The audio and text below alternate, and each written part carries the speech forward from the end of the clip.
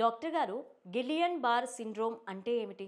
Hello everyone, నేను doctor Varsha Reddy, consultant paediatric neurologist, అంటే చిన్న పిల్లల నరాల డాక్టర్. సో జీబీఎస్ అంటే మనకేం కొత్త కాదు, అసలు వినని డిసీజ్ అయితే అస్సలు కాదు. జీబీఎస్ అంటే Guillain Barre syndrome. So 1916 first world war జరిగేటప్పుడు దీని హిస్టరీ గురించి కొంచెం మనం తెలుసుకుందాం. గిలియాన్ అండ్ బారే అనే ఇద్దరు doctors who are specialised in neurology. వాళ్ళు ఆ వరల్డ్ వార్ ఫ్రెంచ్ ఆర్మీకి పనిచేసేటప్పుడు ఒక ఇద్దరు సోల్జర్స్ సడన్ గా పెరాలిసిస్తో అటాక్ అయ్యి దాని బాధపడ్డారు. సో అప్పుడు దాని గురించి పరిశోధన చేస్తే ఇది ఒక అసెండింగ్ టైప్ ఆఫ్ పెరాలిసిస్ అని ఒక సైంటిస్ట్ కన్ఫర్మ్ చేశారు. సో మనకు జీబీఎస్ అనేది చాలా సంవత్సరాల నుంచి, శతాబ్దాల నుంచి ఉంది. దీని ఫేమస్ ఎప్పుడైందంటే 2015-16 ఆ టైంలో ఫ్రెంచ్ పాలినేషియా, లాటిన్ అమెరికాలో ఒక అవుట్బ్రేక్ వచ్చింది. రీసెంట్గా 2019లో పెరు అనే దేశంలో మనకు ఆల్మోస్ట్ 600 పైగా కేసెస్ రిపోర్ట్ అయ్యాయి. రీసెంట్గా మనం చూస్తున్నట్టయితే పూణేలో మనకు మోర్ దెన్ 140-150 కేసెస్ రిపోర్ట్ అయి ఉన్నాయి. అండ్ మన తెలంగాణలో 2 కేసెస్ వరకు రిపోర్ట్ అయి ఉన్నాయి. ఇది మేము తరచూ చూసే వ్యాధినే. సంవత్సరానికి 2-3 కేసులు, ఇంకా ఎక్కువ కూడా చూస్తూ ఉంటాము. అండ్ వరి అవ్వాల్సిన అవసరం లేదు. గిలియన్ బార్ సిండ్రోమ్ యొక్క లక్షణాలు ఎలా ఉంటాయి? సో గిలియన్ బారే సిండ్రోమ్ అనేది ఒక auto immune disorder. So auto immunity అంటే మన ఓన్ ఇమ్యూన్ సిస్టమ్ పైన మన ఓన్ సెల్స్, యాంటీబాడీస్ ప్రొడ్యూస్ అయినవి అటాక్ చేస్తాయి. సో ఇవి మన నరాలని, అంటే మన బ్రెయిన్ బయట ఉన్న స్పైనల్ కార్డ్ ఒక నరాలు, కాళ్ళు చేతులకి ప్రవశించే నరాల పైన అఫెక్ట్ అవుతుంది. సో ఈ నరాలకి ఒక మైలిన్ షీత్ అనే ఒక ప్రొటెక్టివ్ కవరింగ్ అనేది ఉంటుంది. సో ఈ ఆటో యాంటీబాడీస్ ఏవైతే ఉన్నాయో ఆ మైలిన్ షీత్ని డిస్ట్రాయ్ చేస్తుంది. అప్పుడు మన నరం ఎక్స్పోజ్ అయ్యి సిమ్టమ్స్కి దారితీస్తుంది. సో జీబీ సిండ్రోమ్ అనేది ఒక పోస్ట్ ఇన్ఫెక్షియస్ సిండ్రోమ్ అని అంటాం. సో పోస్ట్ ఇన్ఫెక్షన్స్ అంటే మనకు సాధారణమైన దగ్గు, జలుబు, లేకపోతే లూజ్ మోషన్స్ అనేది అయినప్పుడు ఒక 2 వీక్స్ తర్వాత ఏదైతే యాంటీబాడీస్ ఆ వైరస్కి మన బాడీలో బ్యాక్టీరియాకి ప్రొడ్యూస్ అయి ఉంటాయో అదే యాంటీబాడీస్ మన ఓన్ నరాలని డిస్ట్రాయ్ చేయడం స్టార్ట్ చేస్తుంది. సో అప్పుడు ఆ నరాలని డిస్ట్రాయ్ చేసినప్పుడు మనకు సిమ్టమ్స్ అనేవి ఏర్పడతాయి. గిలియన్ బార్ సిండ్రోమ్ ఎలా నిర్ధారణ అవుతుంది? జీబీ సిండ్రోమ్ని కన్ఫర్మ్ చేయడానికి కొన్ని టెస్ట్లు ఉంటాయి. మనం ఫస్ట్ అండ్ ఫార్మోస్ట్ పేషెంట్ని అడ్మిట్ చేసుకుంటాం. అడ్మిట్ చేసుకొని దాని తర్వాత మోస్ట్లీ ఐసీయూ రిక్వైర్మెంటే ఉంటుంది. మనము వెన్నెముకలో సర్క్యులేట్ అయ్యే సెరిబ్రోస్పైనల్ ఫ్లూయిడ్ మన బ్రెయిన్ అండ్ వెన్నెముకలో ఉంటుంది.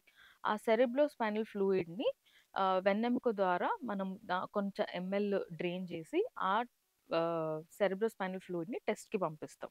దాంట్లో ఆల్బమినో సైటలాజికల్ డిసోసియేషన్ ఉంటుంది. So it's a medical terminology. అది కనుక ఉంటే మనకు ఆల్మోస్ట్ కన్ఫర్మ్ అయినట్టే. అండ్ అపార్ట్ ఫ్రమ్ దట్ ఇప్పుడు మనం నరాల ఒక శక్తిని టెస్ట్ చేసే నర్వ్ కండక్షన్ స్టడీస్ అని చేస్తాం.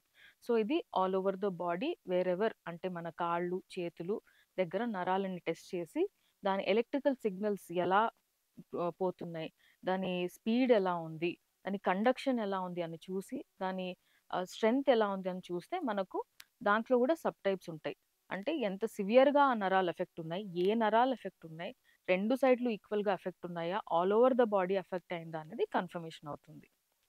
అండ్ ఇన్ఫ్రీక్వెంట్గా మనము ఎంఆర్ఐ స్పైన్ కూడా చేయాల్సిన అవసరం ఉంటుంది. దాంట్లో డీమైలినేషన్ అంటే ఇది ఒక మెడికల్ టర్మినాలజీ. ఈ నర్వ్ యొక్క షీత్ ఎప్పుడైతే రిప్ ఆఫ్ అవుతుందో దాన్ని డీమైలినేషన్ అంటాం. సో దీన్ని డిఫరెన్షియేట్ చేయడానికి కూడా మనం స్పైన్లో ఎంఆర్ఐ అనేది చేస్తాం. గిలియన్ బార్ సిండ్రోమ్ చికిత్స ఎలా ఉంటుంది? సో జీబీ సిండ్రోమ్ ఒకసారి కన్ఫర్మ్ అయ్యాక with in 2 weeks early diagnosis as early as possible and treatment is essential.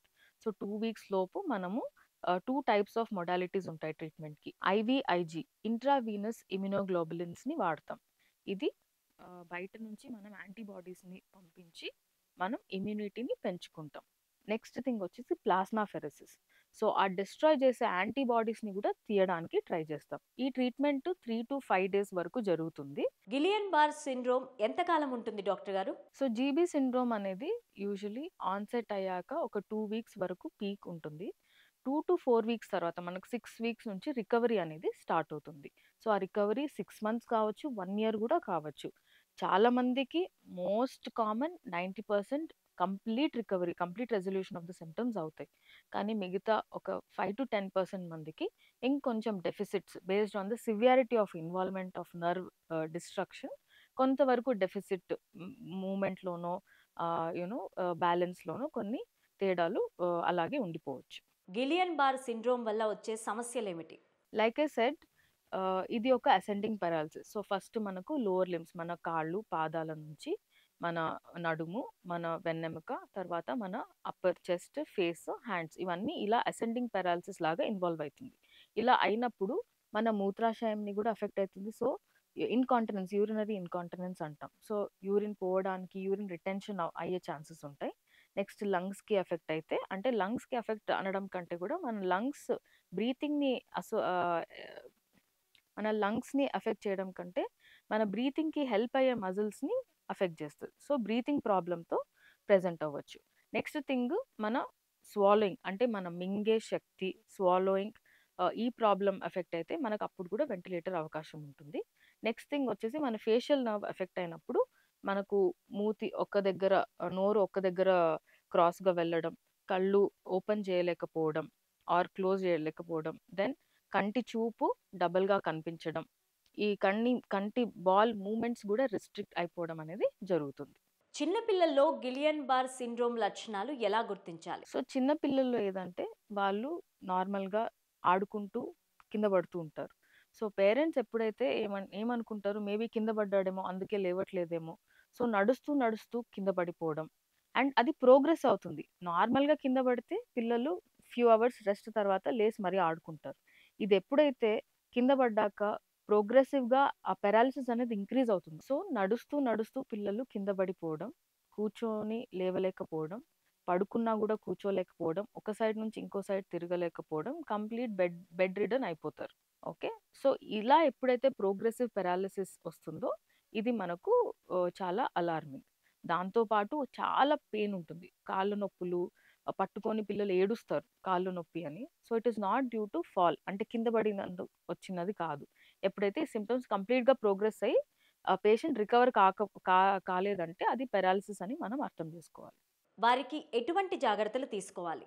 So జీబీఎస్ని ఎలా ప్రివెంట్ చేయాలి అంటే, మనం ఫస్ట్ ఆఫ్ ఆల్ ఇది ఒక కంటామినేటెడ్ సోర్స్ నుంచి వస్తుంది. అంటే ఈ కెంపెలోబాక్టర్ జెజుని అనే బ్యాక్టీరియా మనకు ఫుడ్ హ్యాండ్లర్స్తో కానీ, వాటర్ కంటామినేషన్ కానీ, ఈ పౌల్ట్రీ మెయిన్లీ అండర్ కుక్డ్ మీట్తో కానీ ఉంటుంది. సో మీరు తినేటప్పుడు జాగ్రత్త తీసుకోవాల్సింది ఏంటంటే, హీట్ చేసిన చికెన్ ఆర్ మీట్ కన్జ్యూమ్ చేసేటప్పుడు ఫ్రెష్గా తీసుకోవాలి. And next thing, water consume చేసేటప్పుడు బాయిల్డ్ వాటర్ తీసుకోవాలి. And even food handlers hand hygiene maintain చేయాలి, హ్యాండ్ వాషింగ్ టెక్నిక్స్. ఈవెన్ వాళ్ళ చేతులు కూడా కంటామినేట్ అయి ఉంటే మీకు సర్వ్ చేసేటప్పుడు మీరు తినే ఆహారంలో అది బ్యాక్టీరియా అనేది ఉండొచ్చు. Next thing, when you're cutting the meat, అంటే ఇప్పుడు చికెన్ కానీ మీట్ కానీ కట్ చేసేటప్పుడు ఆ నైఫ్, ఆ చాపింగ్ బోర్డ్స్లో ఈ జ్యూసెస్ అన్నీ రిలీజ్ అయ్యి అవి పక్కన మనం తినే ఫుడ్ పైన స్పిల్ అయినా కూడా దాని నుంచి కూడా కంటామినేషన్ అనేది ఏర్పడచ్చు. సో మీరు తీసుకోవాల్సిన జాగ్రత్త ఏంటంటే, మీరు ఈ మీట్ని కట్ చేసినాక, రా మీట్ని కట్ చేసినాక ఆ ప్లేట్స్ కానీ దాన్ని యూటిలైజ్ చేసిన knives and boards have to be washed thoroughly. And మీరు చికెన్ కన్జ్యూమ్ చేస్తున్నట్టయితే you have to heat the chicken at least 74 degrees Celsius to disable the bacteria or the virus. పూణేలో ఈ వైరస్ బారిన పడిన వారి సంఖ్య ఎంత ఉంది డాక్టర్ గారు? సో మనకు రీసెంట్గా పూణేలో ఒక అవుట్ బ్రేక్ జరిగింది. సో అవుట్ బ్రేక్ జరిగినప్పుడు ఏంటంటే, ఒక చిన్న ఫుడ్ కంటామినేషన్ వల్ల అవ్వడం చాలా, it is very rare. So the contamination source ఎక్కడ ఉన్నిందంటే, ఇట్ ఈస్ త్రూ వాటర్. ఒక కామన్ వెల్లో వాళ్ళు తాగిన వాటర్ వల్ల ఈ కెంపెలోబాక్టర్ జెజుని అనే ఆర్గానిజం, అనే బ్యాక్టీరియా గ్రోత్ దాంట్లో ఉండిపోయి అందరూ అదే వాటర్ సోర్స్ నుంచి తాగడం వల్ల ఇట్లా మేజర్ అవుట్ బ్రేక్స్ అనేది వస్తాయి. ఇప్పటిదాకా ఎఫెక్ట్ అయిన సంఖ్య ఆల్మోస్ట్ 150 మెంబర్స్కి ఎఫెక్ట్ అయింది. తెలంగాణ మీద ఈ వైరస్ ప్రభావం ఎంతవరకు ఉంటుంది? As far as the recently reported cases, ఇప్పుడు వరకు మనకు తెలంగాణ, హైదరాబాద్లో ఓన్లీ 2 కేసెసే రిపోర్ట్ అయ్యున్నాయి. దాంట్లో ఒక 25 year old women has been admitted and she was treated with ventilatory support.